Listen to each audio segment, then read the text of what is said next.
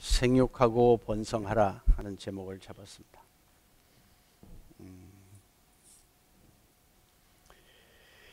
하나님께서 사람을 만드셨다. 하나님의 형상대로 흙으로 사람을 빚으셨다. 이 사실을 인정하지 않는 사람들도 있습니다만 성경은 분명하게 사람의 기원에 대하여 하나님께서 만드신 것을 설명해 주고 있습니다. 다른 짐승들과 다르게 사람을 빚으시고는 그 코에 생령, 하나님의 숨을 불어넣어 생령이 되게 했다. 그렇게 설명합니다. 그래서 영이신 하나님과 영적인 교통이 가능하도록 영적인 존재로 만들어 주셨다. 하나님이 또 다른 누구가 도움이 필요해서가 아니라 하나님과 교제하며 복을 주시려고 하나님과 소통할 수 있는 영적인 존재로 만들어 주셨다는 것입니다. 할렐루야. 여러분, 이 사실을 믿으십니까? 하나님께서 나를 만든 주인이라고 고백할 수 있는 믿음이 있으면 오늘 우리에게는 소망이 있습니다. 우리가 하나님을 사랑하고 신뢰합니다. 예배합니다. 또 기도하고 응답도 받습니다. 하나님과 관계하면서 우리가 하나님이 누구인지를 배워가는 것입니다. 경험적으로 아는 것입니다. 우리가 머리로 배워서 아는 지식이 우리의 삶을 통하여 하나씩 하나씩 체득되어 가면서 그 하나님과 우리가 영적인 교제를 한다고 하는 사실을 배워가는 것입니다. 아직 이 일에 대하여 나는 무슨 얘기인지 모르겠습니다. 그저 그렇다고는 하는데 나는 모르겠습니다. 그렇게 생각되시는 분도 혹 있을지 모르겠어요. 그러나 성경은 우리에게 우리가 하나님을 찾아 그렇게 하나님을 배워가는 것이 아니라 하나님께서 먼저 우리에게 찾아오셔서 하나님을 보여주시고 알려주시고 그렇게 은혜를 주셔서 하나님과 함께 할 수 있도록 하셨습니다. 이것이 은혜입니다. 하나님의 형상대로 지음받았다 하는 그 말은 하나님과 교제할 수 있는 채널을 열어놓으셨다. 그렇게 이해해도 좋을 것 같습니다. 에베소서 4장 오늘 읽은 4장 24절을 보면 하나님의 형상을 따라 참 의로움과 참 거룩함으로 지음받은 새 사람을 입으라. 하나님의 형상인 의와 거룩함, 그것으로 새롭게 되라고 말하고 있습니다. 우리가 하나님과 교통하기 위해서는 하나님과 대화할 수 있다고 하는 것은 그래서 우리의 이 본성을 가지고 있는 육체로 하나님께 가는 것이 아니라 하나님이 우리를 새롭게 하시고 거룩하게 구별해 주신 예수 그리스도를 통하여 죄와 상관없는 하나님의 사람으로 만들어 놓으신 그것 가지고 처음 아담에게 주었던 하나님의 김, 하나님의 숨, 하나님의 영, 그 성령의 도움을 받아 하나님과 교제하는 것이 우리들의 신앙생활입니다. 오늘 우리가 예배 가운데 나왔습니다. 찬양도 부르고 말씀도 듣고 교제도 하고 하나님을 경험해 갑니다.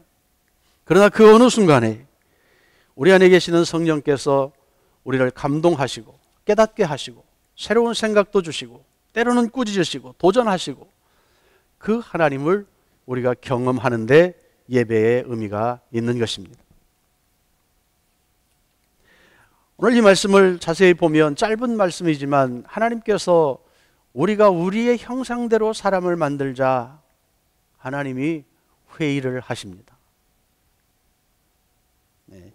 성경에 삼위일체라는 단어는 나오지 않지만 하나님이 새 위격을 가진 하나님이 함께 논의하셨다.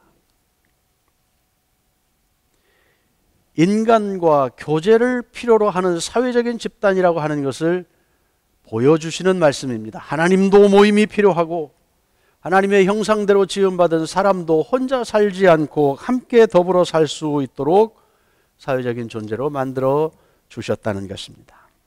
아담이 혼자 있는 것 좋지 않게 보였습니다. 그래서 돕는 배필을 만들어 주십니다. 잠들게 하고 갈빗대 하나를 뽑아서 만드셨다. 이 사실은 허무맹랑하다고 믿는 사람도 있어요. 여러분은 어떻게 생각하세요? 남자는 흙으로 만들었는데 여자는 갈비뼈로 만들었대요. 그래서 구성 재료가 서로 다르다나요? 그래서 화성, 금성 서로 그렇게 다르다고 누가 얘기를 하더라고요. 아담이 눈을 깨어 보니 하나님이 그를 데려왔습니다. 그랬더니 즉각 그가 자신의 일부인 것을 알아차립니다. 내 뼈 중에 뼈요 살 중에 살이다, 그렇게 고백합니다. 최고의 탄사를 하나님께 드렸습니다. 하나님은 이들에게 복을 주십니다. 생육하고 번성하여 땅에 충만해라. 모든 것을 정복하고 다스리고 하나님을 대신하여 통치하라고 복을 주십니다.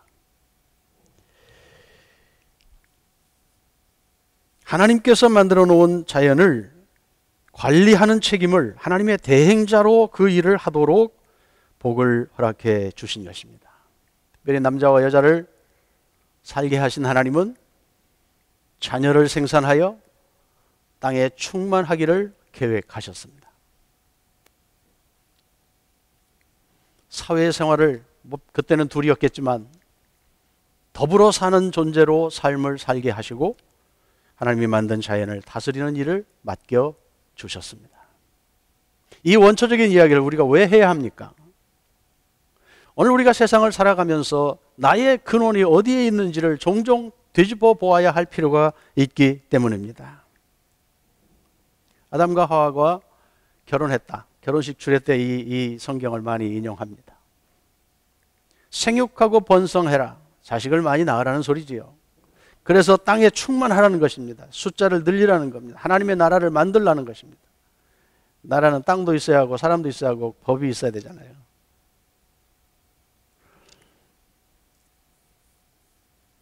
한 남자와 한 여자가 가정을 이루고 자녀를 낳는 것, 하나님의 나라를 이루어가는 일입니다. 구체적인 일입니다.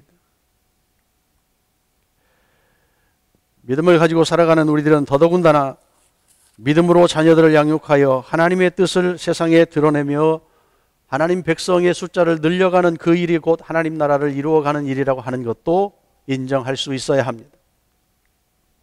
제가 청년들한테 농담으로 그랬습니다. 둘 낳으면 본전치기 하는 거다. 셋은 낳아야 하나님 나라에 일조하는 거다. 그렇게 이야기도 해보았습니다. 여러분, 사실입니다. 대한민국의 인구가 줄어가는 것 때문에 걱정을 많이 합니다. 세금을 많이 거둘 수도 없고 일할 수 있는 인구는 줄어들고 세금을 써야 하는 노인들은 늘어나는 것이 국가의 위기가 되고 있습니다. 다른 얘기이지만 모슬렘들은 대한민국을 모슬렘 국가로 만들자고 30년 전부터 이야기를 했습니다. 그때는 한남동에 모스크가 하나 있었던데 지금은 동네마다 모슬렘들이 기도하는 기도처를 만들었습니다. 어떻게 해요? 시골 마을에 마을회관을 지어줍니다. 그리고 한쪽 구석에 기도할 수 있는 공간을 만들어 달라고 부탁합니다. 대학교 학생들이 정원이 미달되어서 난리되는데 모슬렘 학생들을 정부에서 정책적으로 보냅니다. 장학금을 줍니다. 학교에 기부금을 냅니다. 정부에 돈을 꾸어줍니다. 그리고는 그들은 자녀를 많이 낳습니다. 부인을 4씩 둘 수 있어요.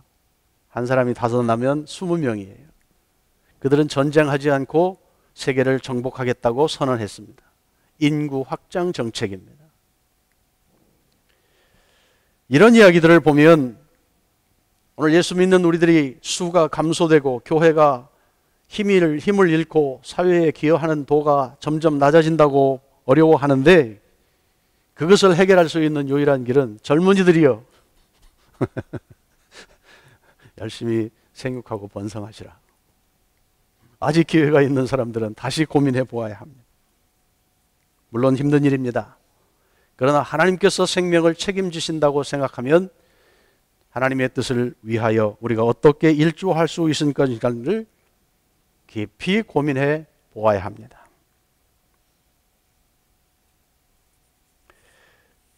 요즘 시대가 바뀌어서 결혼하지 않고 사는 사람들이 늘어나고 결혼해도 아이를 낳지 않으려고 합니다. 양육비가 많이 든다는 핑계입니다. 그런데 엄밀히 따져보면 우리들의 욕심 때문입니다. 우리가 해야 할 일을 우선하기 때문에 먹고 사는 거 걱정해서 더 좋은 퀄리티 있는 삶을 살기 위해서 하다 보니 자녀들에게는 기회가 돌아가지 않는 것입니다.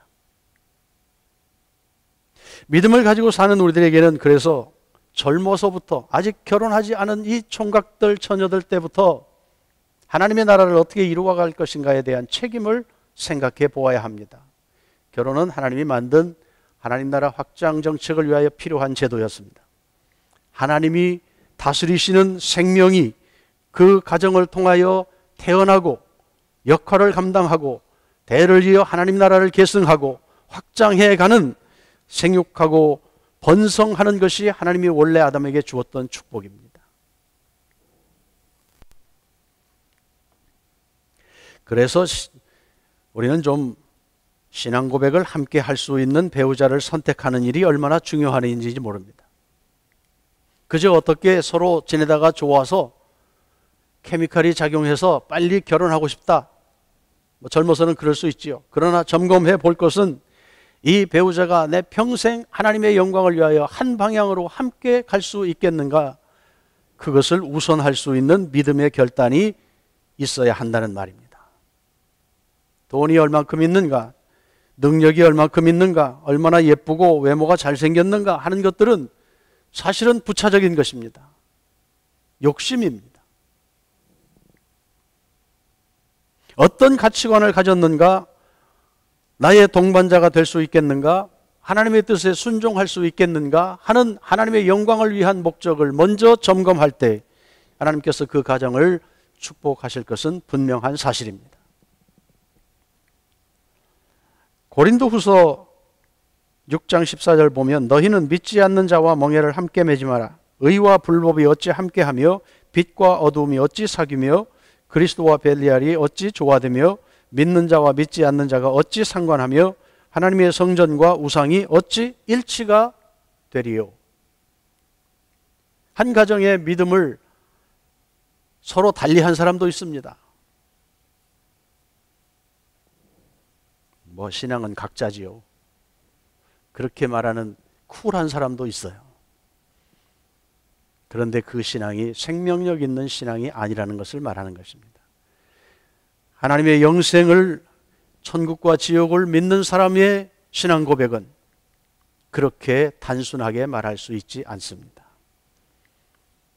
우리 주변에 신앙이 다르고 생각이 다른 사람들이 함께 사는 일 종종 봅니다. 쉽지 않습니다. 평생 짐입니다. 결혼한 사람들 그 무거운 짐을 지고 배우자의 구원을 위해서 눈물로 평생을 기도하는 사람들 봅니다. 처음부터 함께 마음을 합쳐서 한 방향으로 갈 수 있다면 그 시작이 얼마나 아름답겠는가. 결혼을 준비하는 젊은이들은 이 문제를 심각하게 내 인생의 기록부에 적어 놓아야 합니다. 자녀를 양육하는 부모들도 사실은 우리의 욕심이 지나쳐서 자녀를 마음껏 하나님의 손에 맡겨드리지 못하는 때가 많습니다. 그러나 생명의 주인이 주님이시라는 것을 인정하는 우리들은 그들의 장래와 그들의 계획도 하나님께서 통치하시고 인도해 가실 것이라는 것을 믿고 과감하게 자녀 양육권도 사실은 주님께 맡겨드려야 합니다. 에베소서 2장에는 교회에 대한 이야기도 있습니다. 건축물 자체가 조화롭게 연결이 될 때 그 건물이 완성되는 것처럼 교회도 서로 다른 사람들끼리 협력하고 연합하여 성령께서 우리 안에 거하는 거룩한 성전이 되어 가도록 지어져 간다. 수동태로 이야기를 해놓았습니다. 그러므로 이제부터 여러분은 외국 사람이나 나그네가 아니요 성도들과 함께 시민이며 하나님의 가족입니다. 아마 에베소 교회에 그 유대인들과 이방인들 간의 그 구원에 대한 개념 차이들이 좀 있어서 설명하는 어중에 이런 이야기를 하는 것입니다. 더 이상 외국 사람이 아니 되는 겁니다. 여러분은 사도들과 예언자들이 놓은 기초 위에 세워진 건물이며 그리스도 예수가 그 모퉁이 돌이 되십니다. 그리스도 안에서 건물 전체가 서로 연결되어서 주님 안에서 자라서 성전이 됩니다. 그리스도 안에서 여러분도 함께 세워져서 하나님이 성령으로 거하실 처소가 됩니다. 우리가 함께 모여서 교제하며 예배드리며 이렇게 함께 시간을 보내는 이 일들은 이 공동체가 성령께서 주인으로 우리 안에 거하신다고 하는 것을 이루어가는 것입니다. 다시 말하면 하나님이 아담에게 주었던 그 하나님의 형상, 하나님이 거하시는 그곳, 하나님의 숨, 그것을 이루어 간다고 말할 수 있는 것입니다.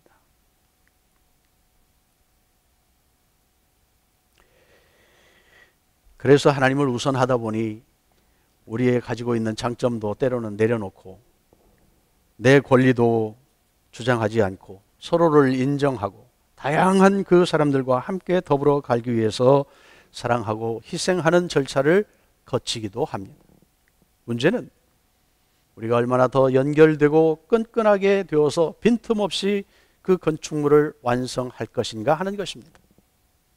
누가 주도권을 갖겠습니까? 우리의 주인이신 주님, 영으로 임재하신 성령께서 우리 안에 거하실 수 있도록 우리가 자신을 내어드리며 이 공동체를 거룩한 교회 되게 하는 일에 함께 힘을 모으는 것, 그것이 중요한 일입니다. 하나님의 형상에 대하여 이야기합니다. 하나님과 대화할 수 있는 영적인 채널에 대해서 이야기했습니다. 그러므로 우리가 이 교회 안에서 훈련되는 것은 어떻게 단체 운영을 잘할 것인가, 어떻게 교육의 질을 높일 것인가, 어떻게 사람들을 잘 관리하고 경영할 것인가 하는 것도 필요하지만 그 근본에 성령께서 우리의 주인이 될 수 있도록 내가 성령의 지배를 받는 사람이 되어지는 과정을 철저하게 연습하지 않으면 세상 방법이 들어오기 쉽고 세상 단체 운영하는 방법대로 운영하기 쉽고 쉽게 이야기하면 경제 논리로 교회가 돌아갈 수도 있다는 말입니다. 예수님은 하나님이십니다. 그가 육체로 우리 가운데 오셨습니다. 죄로 단절된 아담에게 주었던 그 복이 더 이상 효력 발생하지 못하도록 그가 타락하게 만들었던 사단의 꼬임 속에 들어가 하나님과 단절되었습니다. 통로가 막혔습니다. 주파수가 더 이상 맞지 않습니다. 그게 죽음입니다. 하나님과의 단절이 죽음입니다. 그 죄의 결과로 죽음이 오게 된 것입니다. 그래서 그 예수님이 그 문제를 해결하시려고 육체로 오셔서 그 죄의 그 형벌을 몸에 짊어지시고 죽으신 것입니다. 단번에 제물이 되어 죽으심으로 하나님께서 우리의 죄를 더 이상 묻지 않도록 죄 씻음 받고 거룩하다고 인정받는 하나님의 구속의 역사를 이루어 주신 것입니다. 신앙생활을 처음 하면서 내가 좀 희생하고 선하게 살고 뭐 좋은 일 하고 열심히 무슨 일을 하고 이런 일들을 통해서 하나님이 나에게 은혜 주시고 나를 구원하셨다, 그렇게 생각할 때도 있었습니다. 그런데 하나님의 계획은 이미 아담으로부터 시작해서 시작되는 인간의 역사 속에 하나님이 먼저 일하셨습니다. 다 만들어 놓으시고 아담에게 마지막으로 그것을 주셨습니다. 창세기 2장을 보면요, 아담에게 하나님이 만들어 놓은 그 짐승들을 이렇게 데리고 오셔요. 그 표현을 그렇게 해서요, 인도해 오시니 아담이 그것들의 이름을 지어 주었다. 하나님이 하셔야 할 일을 대신한 거죠. 그만큼 하나님의 동역자로서의 일을 감당했다는 의미도 있습니다. 하와를 만들어 놓고 아담에게 이렇게 데려오셨다, 인도해 오셨다, 그런 표현을 썼습니다. 하나님은 먼저 우리에게 찾아오셨을 뿐 아니라 구원의 역사도 먼저 보여주시고 인간으로 오신 예수님을 통해서 우리가 알지 못하는 그때에, 우리가 아직 죄인 되었을 때에 그리스도께서 십자가에서 죽으심으로 하나님의 사랑이 거기서 드러났다. 로마서 고린도 어디죠? 로마서 5장 17절인가요? 고린도전서 5장 17절인가? 헷갈리네. 우리가 죄인 되었을 때 하나님을 닮아가려고 무언가 우리가 노력할 그때가 아니라 아무것도 하나님과 상관이 없는 그때에 하나님은 우리를 위해서 그렇게 구원을 위해서 일하셨다. 이것이 오늘 우리가 함께 다시 생각하며 감사해야 할 은혜입니다. 여러분 신앙생활 속에 즐거움이 사라졌습니까? 무언가 자꾸 의심이 됩니까? 나는 그때가 그때 같고 별로 능력도 없는 것 같고 이런 질문을 하면 글쎄요 그렇게 대답할 수밖에 없습니까? 다시 근본으로 돌아가 아담에게 주었던 그 축복이 생육하고 번성하고 하나님의 대행자로 땅을 정복하고 지배하려고 하는 그 다스림의 축복이 예수님을 통하여 회복되어서 오늘 그 은혜와 복이 우리에게도 동일하게 흘러오고 있다는 사실을 다시 붙들 수 있기를 원합니다. 주님이 우리와 함께 하시면, 주께서 우리를 그렇게 복되다고 하셨으면 누가 우리를 정죄하겠는가? 바울은 로마서에서 그렇게 말합니다. 하나님이 우리를 위하시면 누가 우리를 정죄하겠는가? 아무것도 우리를 하나님의 사랑에서 끊을 것이 없다고 말합니다.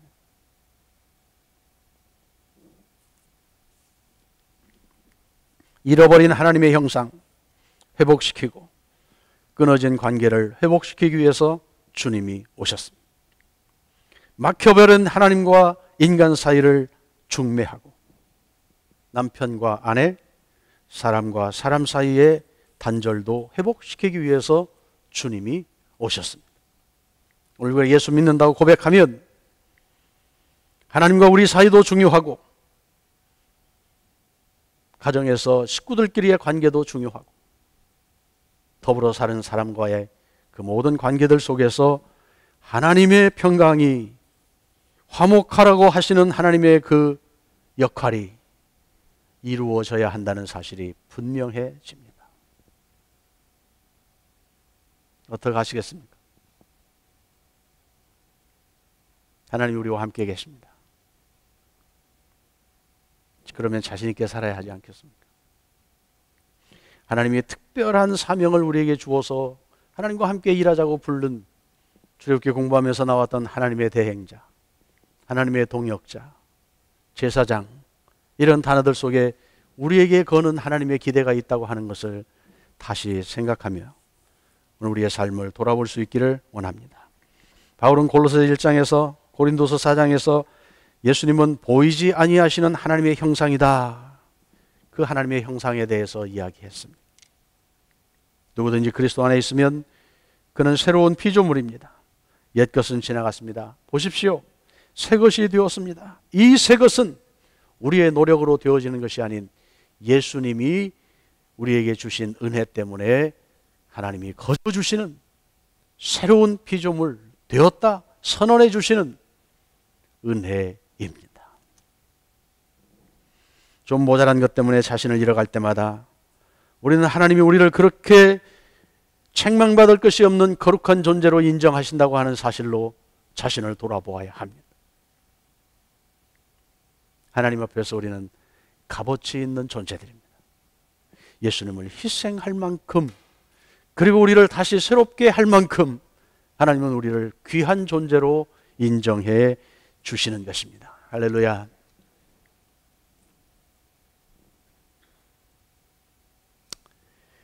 주일 예배 좀 빠지면 목사님 보기가 민망해요? 어느 분은 막 목사님하고 눈도 못 맞추는 분이 있어요. 내가 미안해요. 목사님하고는 관계없어요. 하나님 앞에서 떳떳하시면 돼. 우리 교회 출석을 못하니까 조금 죄송한 마음이 있어서 그러는데 그거 그렇게 안 하면 되죠. 하나님이 우리를 값 있는 존재로 부르셨다. 우리는 그 사실로 기뻐하고 능력 있게 세상을 살아갈 수 있게 되기를 원합니다. 하나님의 형상 자체이신 예수님을 우리가 믿고 보니 우리 안에 잃어버린 하나님의 형상이 회복되었다는 것입니다. 우리가 이해되지 않아요. 우리는 여전히 그냥 그대로인데 옛날 살던 대로 살고 있는데 하나님 편에서는 우리는 새로운 것이 되었다는 것입니다. 그리고 하나님의 안테나를 우리에게 설치해 주셨어요. 성령께서 오셔서 우리로 하나님의 마음을 알 수 있도록 우리 안에서 일하고 계신다. 그러니 우리가 할 수 있는 일은 무엇이겠어요? 하나님을 찾는 일도 필요하지만 더 중요한 것은 우리 안에 계신 성령을 기분 좋게 하고 그분이 하는 일을 뒤따라가며 순종하며 협력해 드리는 일이 하나님을 기쁘게 하는 최선의 방법인 것입니다.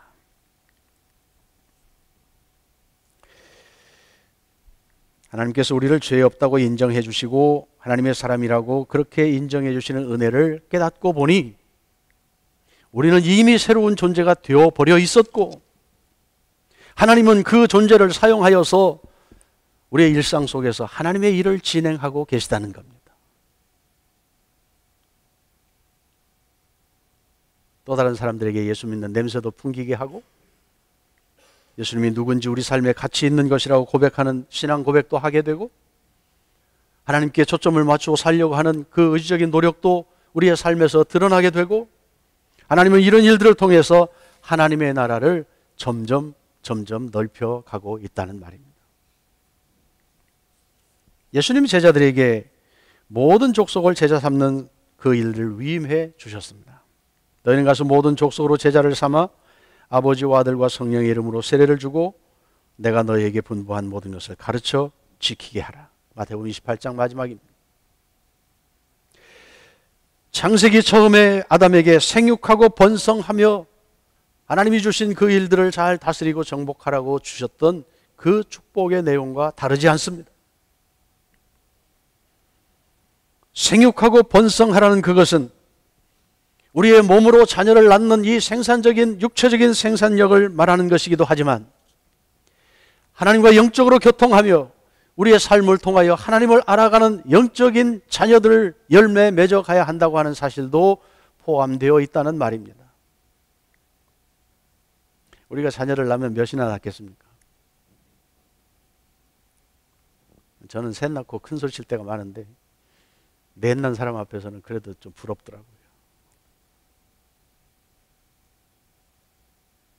영적인 자녀는 우리는 몇이나 두었습니까? 셋 낳아서 셋 예수 믿는 사람 만들었으니 본전치기 했다. 뭐 그럴 때도 있겠습니다만 그건 당연한 것이고 그래도 우리의 삶을 통하여 또 다른 사람들에게 주님의 그 계획이 실천되어지는 일들을 위해서 우리가 좀 관심을 더 가져야 하지 않겠습니까? 하나님 이거 위해서 교회도 우리에게 허락하셨습니다. 이 교회의 존재 목적이 무엇입니까? 예배하는 거 필요하죠. 교육도 필요하죠. 눈으로 보이는 열매가 있어야 하지 않겠습니까? 또 이 얘기하면 이제 부담되니까 그만합시다. 다 아는 이야기 뭐 또 하느냐고 그럴 테니까. 문제는 창세기 서두부터 예수님이 마지막 제자들에게 말씀하신 그 내용, 그 이후에 그 명령을 받고 일했던 사도행전의 역사, 앞으로 되어지는 그 모든 일들조차라도 하나님의 계획은 한 사람이 죄 가운데서 벗어나 하나님의 백성이 되어 하나님과 같이 생각하고 하나님처럼 살고 하나님이 마음을 나누어 주시는 것 붙들고 같이 일하며 살아가는 그 일, 하나님의 통치 가운데 있게 되어지는 일, 하나님의 나라를 넓혀가는 일, 거기에 관심을 갖고 계시다는 것입니다. 그러면 은혜 받은 우리도 거기에 마음을 두고 사는 것은 너무나 당연합니다. 우리의 거룩한 생활을 통하여 다른 사람들이 변화되고 구원받게 되는 것입니다. 하나님의 형상 우리에게 있습니다. 인정하시죠? 그러면 옆에 사람을 이렇게 보고 한번 보시죠. 하나님의 모습이 보이네요. 보일 때도 있고 왼수의 모습이 나올 때도 있겠지만 하여튼 우리의 속에는 하나님의 영이 지금 계셔요. 우리가 그것을 인지하지 못할 때도 있고 그래서 헷갈리고 넘어지는 때가 많이 있지만 이것을 우리가 붙들면 그가 나의 주님 되심을 고백하면 우리가 의지적으로 그 삶을 지속하여 훈련하면 하나님께서는 하나님의 부르심에는 결코 후회함이 없다고 그러셨는데 우리를 계획하시고 부르시고 구원하시고 지금 사용하시는 이 모든 일이 하나님의 계획 가운데 풍성한 열매를 분명하게 맺게 될 것을 확신합니다. 우리 약하지만 그런 담대함을 갖고 일해요. 생명이 귀중하기 때문에 그렇습니다. 하나님의 작품이기 때문에 그렇습니다. 이 마음 품고 우리의 신앙생활에 더 힘을 낼 수 있게 되기를 원합니다. 제가 유튜브를 보다가 재밌는 것을 하나 봤어요. 생각할 수 있는 것들이 좀 있는 것 같아서 오늘 이런 좀 보자고 지역적인 그랬어요. 것들이 3분짜리 우리에게 영상을 걸린다면 보면서 여러분 돌아보면 될 것이 신앙생활을 더 중요한 문제는 하나님의 영이, 하나님의 형상이 우리 안에 이미 있고 하나님이 그것을 귀히 보시며 함께 일하는 동역자로 우리를 부르셨다는 것입니다. 여기에 더 적극적으로 응답하며 살아가는 우리들이 되기를 원합니다. 각자 기도하겠습니다. 하나님 아버지 감사합니다.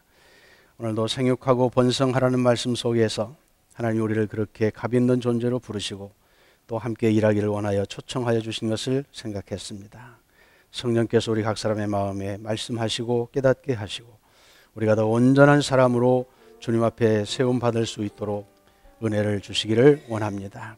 이 어려운 시대에 믿음으로 살기 힘든 환경에 우리가 있지만 주께서 우리를 사용하시고 또 함께 일하여 하나님의 나라를 이루어가는 그 일에 우리를 부르셨으니 주님 새롭게 된 우리를 합당한 삶을 더 훈련하여 주님 앞에 쓰임받는 저희들 되도록 역사하시고 우리의 가정이 우리의 일터가 더불어 살아가는 관계들이 복을 나누는 통로가 될 수 있도록 역사하여 주시옵소서. 교회를 세워주신 하나님, 이 교회를 통해서 더 새로운 영혼들이 주님 앞에 돌아오는 것뿐 아니라 우리가 스스로 하나님과 더불어 살아가는 그 삶을 연습하며 영혼을 품고 살아가는 귀한 영적 훈련이 더 힘껏 진행되게 하옵소서. 하나님의 뜻이 우리 가운데 더 드러나고 그 나라가 우리 안에서 보여지는 즐거움이 있게 하여 주시옵소서. 예수님의 이름으로 기도합니다. 아멘.